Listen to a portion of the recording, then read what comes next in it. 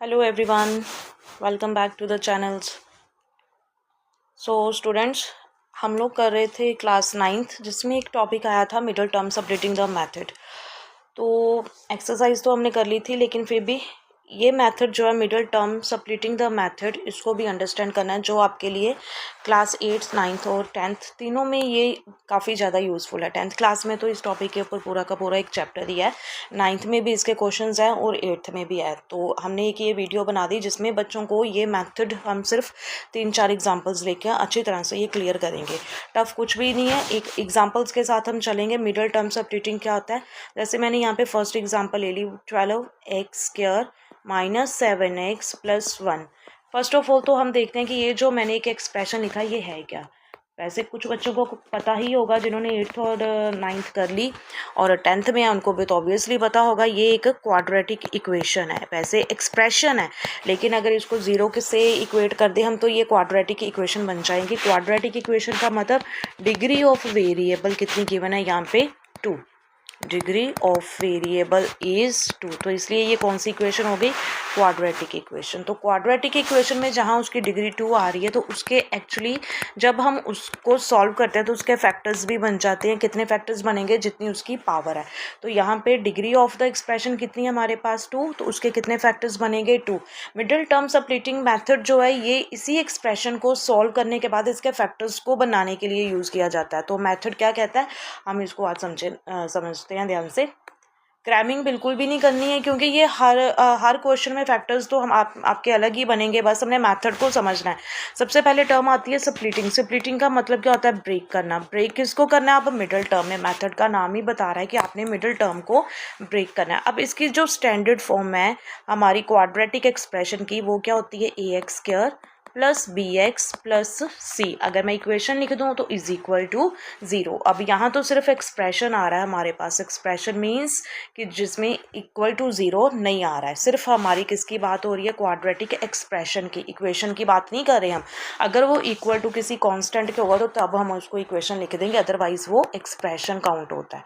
I hope इतना आपको समझ आ गया। आगे आता है 12x² minus 7x plus b। सबसे पहला मेथड हमारा यहाँ पे x का जो कॉफिशेंट है वो क्या है हमारे पास, coefficient of x is a, और कांस्टेंट टर्म c क्या होता है हमारा, कांस्टेंट टर्म। हमने मल्टीप्लाई करना होता है हर क्वेश्चन में x² के कॉफिशेंट को c के साथ। जो हमने एग्जांपल ली है वो है 12x² माइनस 7x प्लस 1।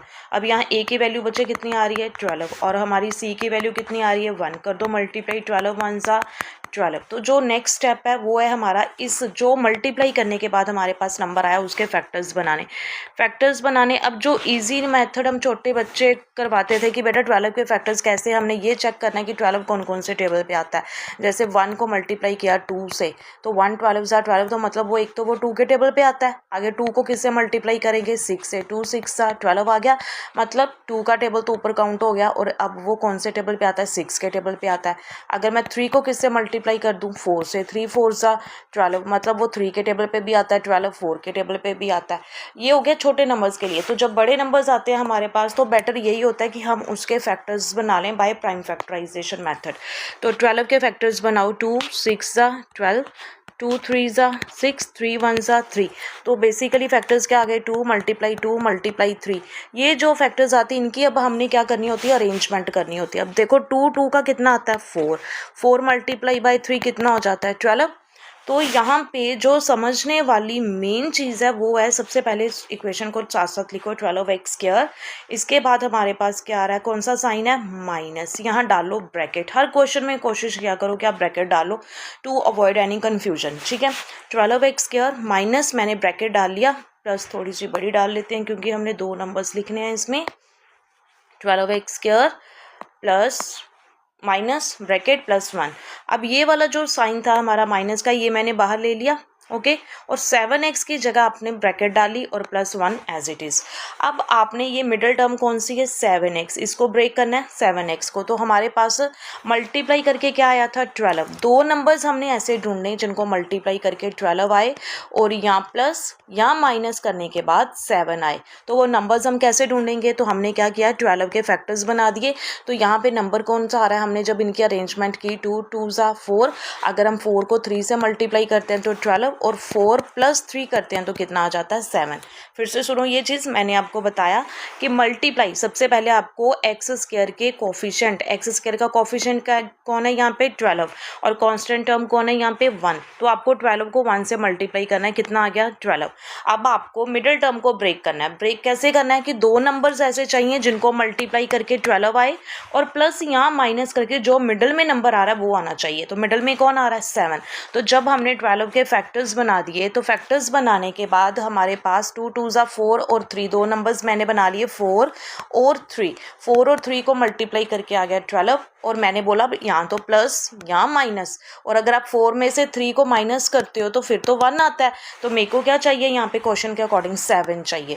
तो 4 + 3 करते हो तो कितना आ गया 7। तो बच्चे आपके फैक्टर कौन से बन गए 4x + 3x। I hope you understand. तो यहाँ क्या आ गया 12x²। मिडिल टर्म को ब्रेक कर दिया हमने किसमें 4x + 3x। कितना दे रहे हैं 4x + 3x कितने मिल गए आपको, जो स्टेटमेंट में गिवन है 7x और +1 लास्ट वाला एज इट इज़। अब हम इसकी ब्रैकेट्स को ओपन करेंगे 12x², ब्रैकेट में 4x प्लस का, जब ब्रैकेट ओपन करोगे प्लस माइनस माइनस, फिर ब्रैकेट को ओपन करोगे plus minus minus 3x + 1। Bracket मैंने इसलिए लगवा दी ताकि आपको साइंस की कोई कन्फ्यूजन ना हो, तो हमने कहीं पे भी मिस्टेक को तो कोई चांस ही नहीं देना। अब हमने यहाँ पे इसके फैक्टर्स बनाने, फैक्टर्स बनाने के लिए सबसे पहला काम क्या है हमारा, हमने कॉमन निकालना है। कॉमन किसको निकालना है, फर्स्ट टर्म कौन सी है 12x², सेकेंड टर्म कौन सी है 4x। अब दोनों के नंबर 12 और 4 दोनों कौन से टेबल पे आते हैं, 4 के टेबल पे आ जाते हैं, तो मतलब नंबर्स में से 4 कॉमन आ गया और दोनों टर्म्स में x भी आ रहा है। यहाँ x² है, यहाँ x है, तो मतलब एक x तो कॉमन आ जाएगा। 4 को जब 12 में से 4 बाहर आ गया तो अंदर क्या आ गया 4 3 ज़ा 12, एक x बाहर तो अंदर कितने x बच जाएंगे 1 माइनस एज इट इज़। अब ये पूरा का पूरा 4x ऑलरेडी बाहर आ गया तो अंदर क्या बच गया हमारे पास 1। अब दूसरी चीज़ जो आप ध्यान देने वाली वो ये है कि जो फैक्टर हमारा यहाँ बन गया ब्रैकेट के अंदर वही दूसरी ब्रैकेट में बनना चाहिए। तो ये तो ऑलरेडी आप देखो कि नंबर सेम आ रहे हैं, 3x + 1 सेम आ रहा है। तो हमने करना क्या है, यहाँ से माइनस कॉमन निकाल लिया। जब माइनस कॉमन ले लिया तो 3x अंदर प्लस का हो गया ऑटोमेटिकली, क्योंकि 3x के साथ वाला माइनस जो था वो बाहर आ गया। और प्लस का, जब प्लस में से प्लस कैसे बनता है, minus minus plus, minus minus plus. जब एक माइनस बाहर आ गया तो हमारे पास अंदर क्या बच गया -1। जब आप इसको अंदर मल्टीप्लाई करोगे प्लस माइनस ऊपर वाला माइनस, फिर माइनस माइनस प्लस ऊपर वाला प्लस। अब दोनों फैक्टर सेम हो गए, तो जब बाहर कॉमन कुछ भी नहीं तो कॉमन का लिख देना हमने 1। ऑलराइट, तो कॉमन फैक्टर, एक फैक्टर आ रहा है हमारा 3x - 1, दूसरा फैक्टर आ रहा है हमारा 3x - 1, दूसरा फैक्टर कौन सा बन गया 4x, और यहाँ क्या आ रहा है -1, 4x - 1। ये था हमारा splitting the middle term method. Hope you understand. अब हम इसकी एक दो एग्जांपल्स और करते हैं। ओके, तो नेक्स्ट एग्जांपल करते हैं हम 2x² + 7x + 3। अब इसको भी हमने सॉल्व करना है by same method, middle term splitting the method. First of all तो चेक करो यहाँ पे a की वैल्यू कितनी आ रही है 2, b की वैल्यू कितनी आ रही है 7 और कांस्टेंट टर्म क्या है हमारा c। तो फर्स्ट मेथड क्या होता है हमारा, मैंने आपको अभी बताया फर्स्ट क्वेश्चन में कि आपने x² के कोफिशिएंट को कांस्टेंट टर्म से मल्टीप्लाई कर देना। 2 3 ज़ा कितना आ गया 6। अब अगर आप 6 के फैक्टर्स बनाते हो, जो मैंने बेसिकली आपको पहला मेथड बताया, 2 3 ज़ा 6, 3 1 ज़ा 3, तो करना क्या हमने 2x² + 7 की जगह हम डाल देंगे ब्रैकेट x को आप ऐसे करो बीच में ही लिख लो +3।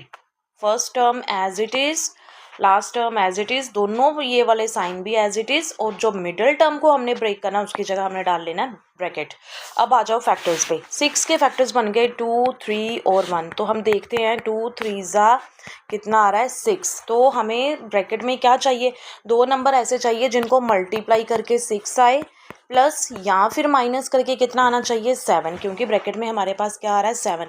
अब आप देखो कि मैम आपने बताया कि ये जो फैक्टर्स हैं वो कौन कौन से आ रहे हैं 2 और 3। अगर 2 और 3 को मल्टीप्लाई कर दें फिर तो हमारे पास 6 आ रहा है, और अगर हम 2 + 3 करें तो कितना आ रहा है जी 5। तो ब्रैकेट में 5 तो नहीं है, अगर माइनस कर दें 3 - 2 कर दो कितना आ रहा है 1 आ रहा है। अब एक फैक्टर बेटा ये भी तो बच रहा है, 1 भी तो आ रहा है ना, 2 × 3 × 1, 1 तो हमेशा ही आता, हम उसको भूल जाते हैं है ना। तो 2 3 ज़ा एक नंबर आ गया 6, दूसरा नंबर कौन सा आ गया 1। अगर आप देखो कि 6x में 1x प्लस कर दो तो कितना आता है 6x plus 1x is equal to 7x, और 6 1 जा 6 होता। बन गए ना फैक्टर्स दोनों सेम मेथड से, राइट। आपने दो नंबर ढूंढने, मल्टीप्लाई करके 6 आए और प्लस यहाँ माइनस करके कितना आना चाहिए 7। तो 6 1 जा 6, 6 1 जा 6 और 6 प्लस 1 7x। तो हमारे फैक्टर्स क्या बन गए 2x square plus 6x plus 1x plus 3।